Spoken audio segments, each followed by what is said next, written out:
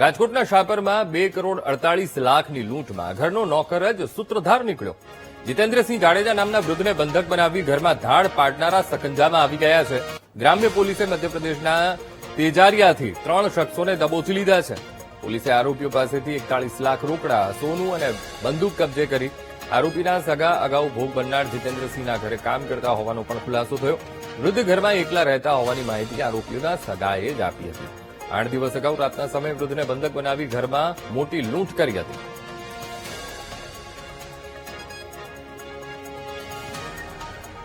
તો રાજકોટ શાપરનો આ ચકચારી લૂંટનો આ બનાવ, જેમાં એક વૃદ્ધને બંધક બનાવવામાં આવ્યા હતા અને કરોડો રૂપિયાની લૂંટ શખ્સો દ્વારા કરવામાં આવી હતી। ત્યારે રાજકોટના શાપરમાં આજે કરોડોની લૂંટ થઈ હતી। 2 કરોડ 48 લાખની એમાં ઘરનો નોકર જ મુખ્ય સૂત્રધાર નીકળ્યો। જીતેન્દ્રસિંહ જાડેજા નામના એક વૃદ્ધને બંધક બનાવીને ઘરમાં ધાડ પાડનારા સકંજામાં આવી ગયા। ગ્રામ્ય પોલીસે મધ્યપ્રદેશના તેજારિયાથી 3 શખ્સોને દબોચી લીધા છે।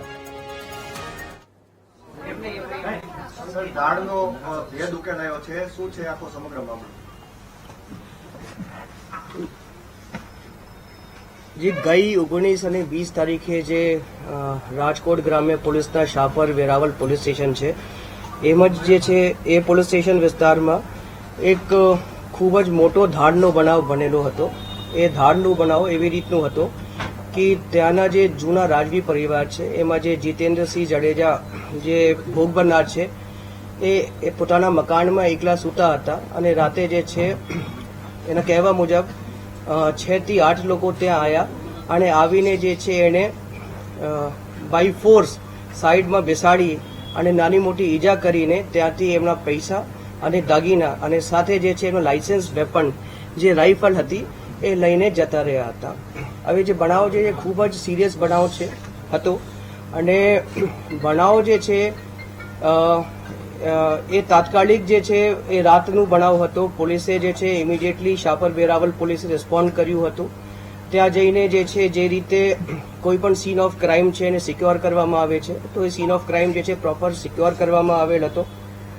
ત્યારબાદ જે સીન ઓફ ક્રાઇમની વિઝિટ જે છે એ એસપી રાજકોટ ગ્રામ્ય શ્રી વિજયસિંહ ગુર્જરે કરી હતી અને ત્યાં જે છે એમની અધ્યક્ષતામાં એફએસએલને બોલાવેલું હતું અને સાથે સાથે ફિંગરપ્રિન્ટ એક્સપર્ટ અને જે ડોગ સ્ક્વોડ છે આ ડોગને બોલાવવામાં આવેલ હતું।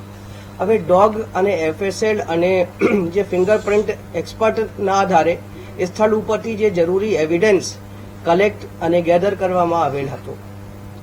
હવે જે આ બનાવની મારા દ્વારા પણ વિઝિટ કરવામાં આવેલ હતી અને ડીજીપી સરે પણ વારંવાર જે છે આ ગુના કઈ રીતે ઉકેલી શકાય અને તપાસમાં કઈ રીતે આગળ વધવું જોઈએ આ ડીજી સરનું પણ અમને સતત માર્ગદર્શન મળતું હતું। ત્યારબાદ અલગ અલગ જે છે એસપી સાહેબ દ્વારા 20 ટીમો બનાવવામાં આવેલ હતી। આ ટીમોને જે છે અલગ અલગ ટાસ્ક જે છે સોંપવામાં આવેલ હતું। એક અમુક ટીમ જે છે આ લોકો જે આરોપી જે રસ્તાથી ગયા હતા એ રસ્તામાં જે છે તમામ જે સીસીટીવી કેમેરા છે એ ચકાસણી કરતા હતા। અમુક ટીમોના જે પોલીસ વાળા છે એ લોકો જ્યારે આરોપી જે રસ્તાથી સ્થળ ઉપર બનાવના સ્થળ ઉપર આવ્યા હતા એ તમામ સીસીટીવીની ચકાસણી કરતા હતા। અમુક લોકો જે છે સ્થળ ઉપરના ટાવર ડમ્પ, આઈપીડીઆર ડમ્પ આ ટેકનિકલ ડિટેલ્સનું એનાલિસિસ કરતા હતા અને અમુક લોકો જે છે જે અગાઉ જે લોકોએ આવી પ્રકારના એમોથી ગુનો આચરેલો છે એ જે જૂની વિગતો કાઢીને આરોપી હાલ બેલ ઉપર છે, આરોપીની લોકેશન ક્યાં છે, આરોપી જે છે કઈ ટાવર ડેટામાં આરોપીનું હાલનું નંબર મેચ થાય છે, એ બધી જે છે ચકાસણીઓ કરતા હતા। એવી રીતે કુલ જે છે 20 ટીમો આ ડિટેક્શનમાં કાર્યરત હતી। પછી આજે છે રાજકોટ ગ્રામ્ય પોલીસ માટે ખૂબ જ મોટો પડકાર હતો, કેમ કે ઇનિશિયલી જે છે જે સીસીટીવી ફૂટેજ અમને મળેલા હતા એ ખૂબ જ બ્લર હતા અને જે છે આરોપીઓ જે છે જે સ્થળ ઉપર આવ્યા હતા એ બોલેરોમાં બેસીને આવ્યા હતા।